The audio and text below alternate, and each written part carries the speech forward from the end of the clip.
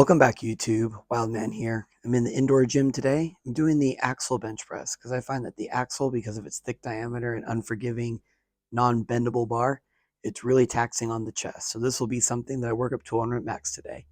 As I'm going up in weight, I'm also going to be doing the pull-off press with my bald self. And I'm going to make sure I'm doing each side, working the obliques, prime my muscles for the bench press and the assault bike. And by the time I'm done doing the total workout, should have done 1 mile on the assault bike, which is terrible. The assault bike absolutely zaps my energy and my cardiovascular system. That's going to be the strength giant set for the day. Now, if you're trying to do the gym math in your head, you'll realize that it's probably off, right? Because it's actually 15 pounds more on a barbell when you're using these kinds of weights. So that's because the barbell is 45 pounds and the axle is 30 pounds. So what it's lacking in weight, though, because it's lighter, the size, girth, and the fact that it's not made to be lifted, it's just a really stiff pipe, makes it a little bit different and might be a little bit harder than a barbell. Some people tell me that the axle is easier. Some people tell me it's harder. So I don't really know. But it's good to kind of mix up your bench press training and switching out implements like this because it makes your muscles have to think. If you constantly throw the same implement at it week after week, your body kind of gets used to it, kind of starts to plateau, and you really don't progress. So to kind of break those barriers, you got to switch around the implements every once in a while and do a variation set with the same kind of movement pattern, but with a different implement. That's really going to change the muscles around, and your muscle memory is really going to have to rewire itself in order to make sure that it's still growing and that it's got a challenge so that it remembers what it did that last time and throws it into the barbell.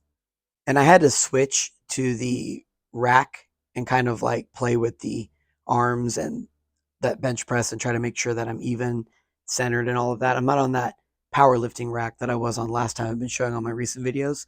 And that's simply because the axle bar, because of the J hooks that's permanently hooked to it, it kind of makes it hard to get out of the rack because it's so curved. It's like a claw. So I kind of use different kinds of J hooks this time, a little bit easier to get off the rack. And that's the reason why I kind of have to kind of cadaver my own setup and kind of MacGyver it and make sure that I'm doing everything right. So now I'm coming up to my top set, and I wanted to go for a PR today, but I just could tell that that wasn't going to happen just because of how my body was feeling this day. I was on break from work, so I've had a rough day at work. So this kind of just ended up being my top set. But this is actually 5 pounds more than I lifted the last time on my video with the barbell.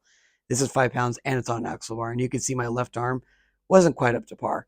So I kind of just put the weight back for there, and I decided to do one round of a volume set. So I lowered the weight to 260 pounds.